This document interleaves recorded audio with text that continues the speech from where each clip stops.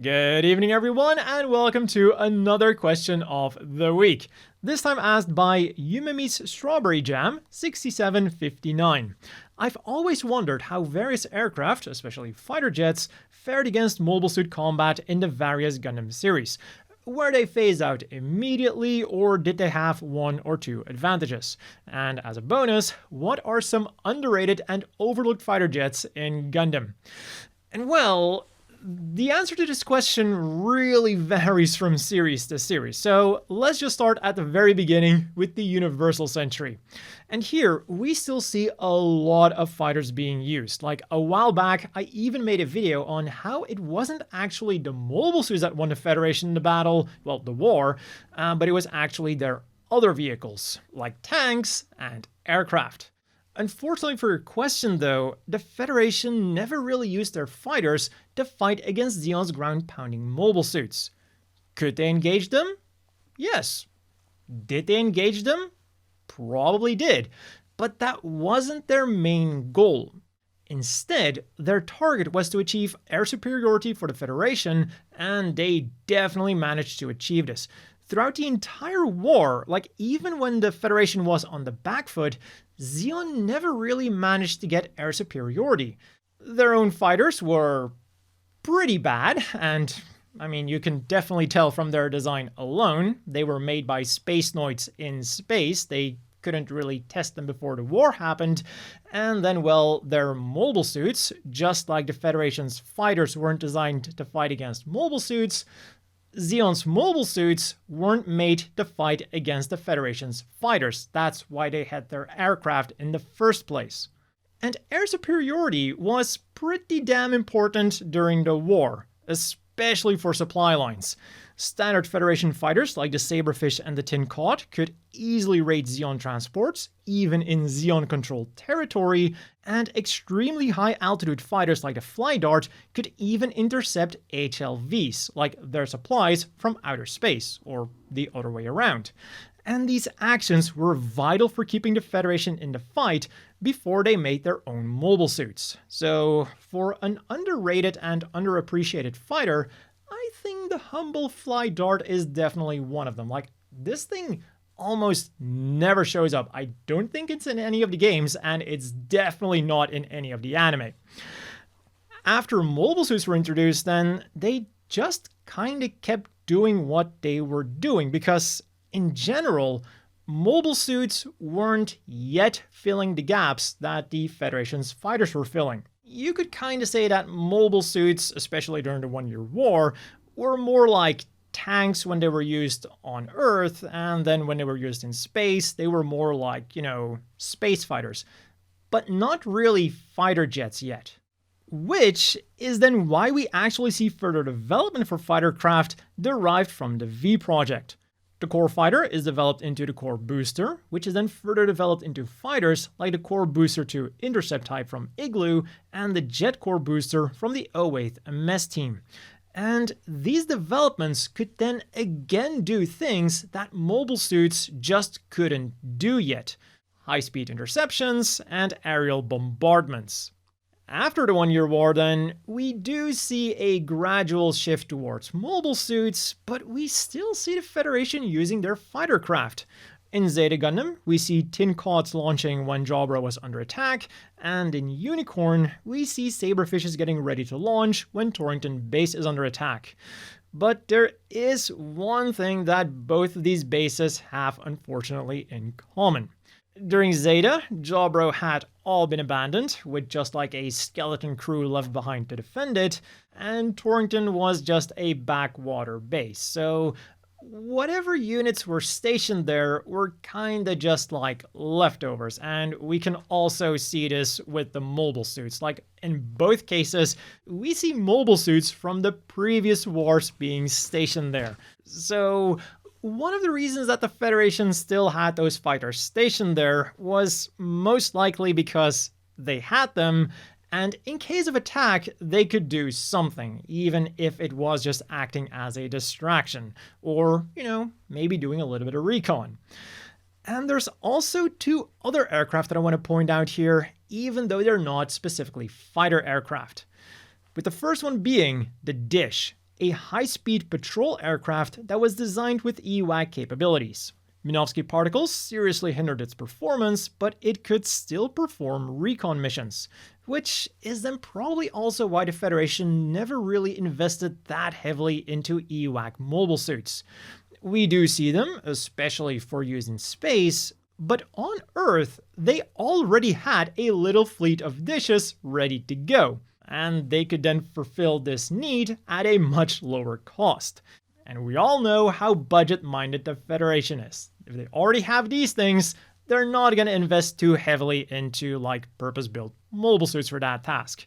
And another thing that the dish was really good at was transporting VIPs because 1, it was really fast, and 2, it had excellent enemy spotting capabilities, even under Minovsky particle interference. So because of this, we still see this thing being used in Unicorn and like actively used.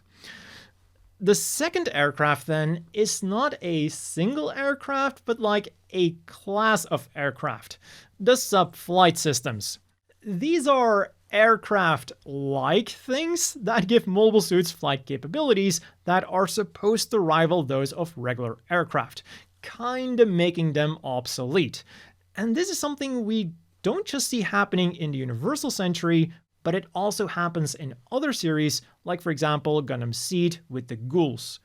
But a mobile suit on a sub-flight system is always gonna be somewhat inferior to a dedicated aircraft.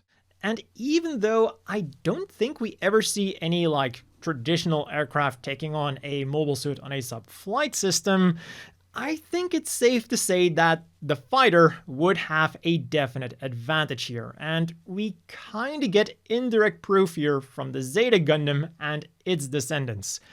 If those sub-flight systems were so great, they wouldn't be trying so hard to like mass produce the Zeta Gundam and its transforming capabilities.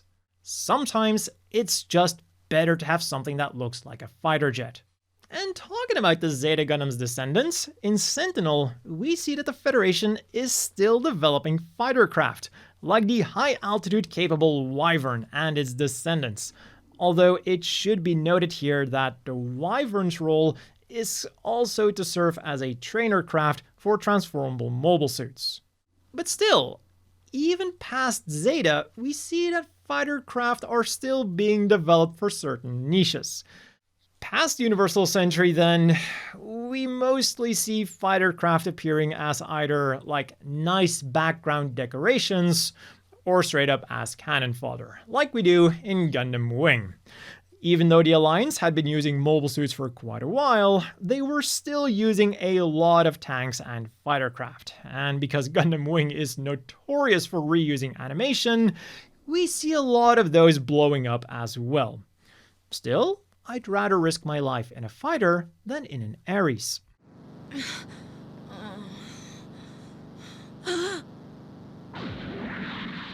Move! Ares! We also saw Katra piloting a fighter jet once, but he did get shot down. So yeah, again, in Gundam Wing, fighters really are just cannon fodder. And, well, they unfortunately didn't achieve a whole lot of anything, despite being once piloted by a main character. Which was very much not the case in Gundam Seed. Despite being famous for having some of the most overpowered mobile suits, combined with some of the most overpowered main characters out there, it actually has some really interesting lore surrounding its fighters. First up, in the anime itself, we already get an acknowledgement that standard fighters are not to be messed with. As soon as the Archangel entered Alaska's airspace, the pursuing Dins just backed off completely because they knew they were going to be in trouble once Alaska scrambled their fighters. And then outside of the anime, we get probably one of the funniest encounters ever. Edward Harrelson begun his career as a spearhead pilot, and during one battle, he managed to slice a Din special electronic installation type in half with the wing of his spearhead. Which, by the way, is definitely not something that this thing is designed to do. But by doing this, he earned himself the nickname Ed the Ripper, and according to the official account, He totally, definitely, 100%ly meant to do this.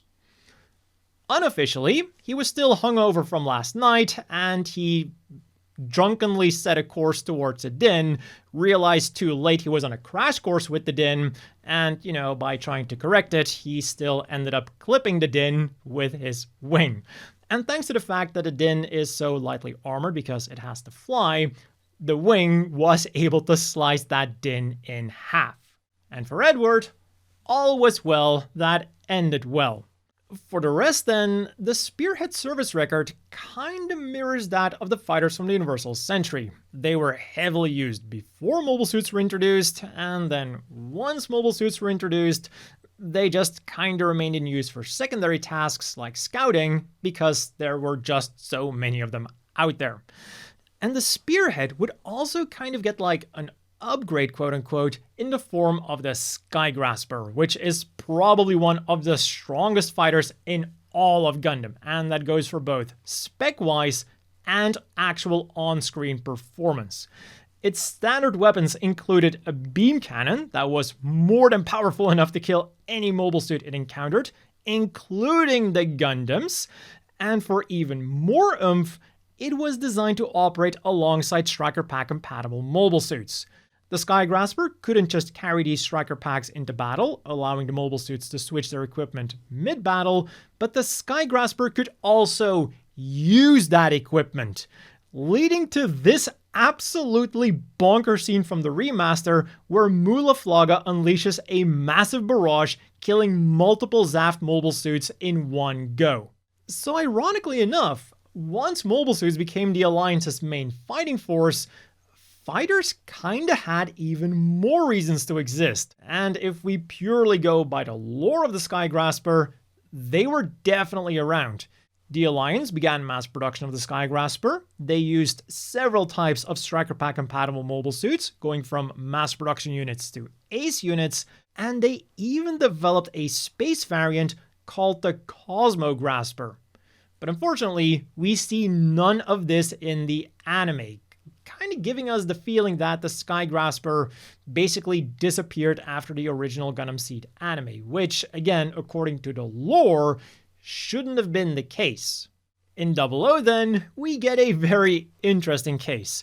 Here, we see that almost all fighters have been replaced with mobile suits, and this was especially the case for the Union and the AEU, who were using transformable mobile suits as their main mobile suits. But for the Union, we got a transitional machine called the Rialdo.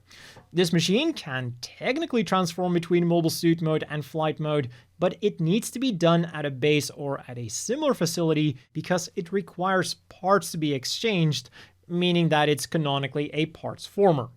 But so, before the mission, the mode has to be selected because the Rialdo will be stuck in that mode for the remainder of the mission. And, what really is the difference between a fighter jet and a quote-unquote mobile suit being stuck in fighter mode? And the final aircraft then that I'm going to talk about is from Iron-Blooded Orphans. Here too, aircraft aren't really featured, but the crash of an Arbrow scout plane was what triggered the war between Arbrow and the SAU. Tensions were already high, and this is what finally set things into motion, so definitely worth mentioning. But so, to quickly summarize the answer. When mobile suits are first introduced, we generally see that fighter craft are gradually phased out because there's just too many of them out there to immediately stop using them. Mobile suits tend to take over the main offensive role, and fighters are relegated to secondary roles. This can be supporting mobile suits in battle, especially while the switch is still happening, or non-combat activities like aerial scouting, a role that in general will always be better suited for aircraft. They're cheaper, faster, and allow for the more important mobile suits to do something else. As for the fighters that were still actively serving after mobile suits took over, we see that in almost all cases they have some kind of synergy with those mobile suits, like for example the Skygrasper or the various sub-flight systems. And that has been all for this question of the week. Let me know what you think down below, and if you have a question you want me to answer in a future question of the week video, you can also leave that down there. As always, a big thank you to the Patreon supporters. I hope everyone watching has a great evening, and I'll see you all next time.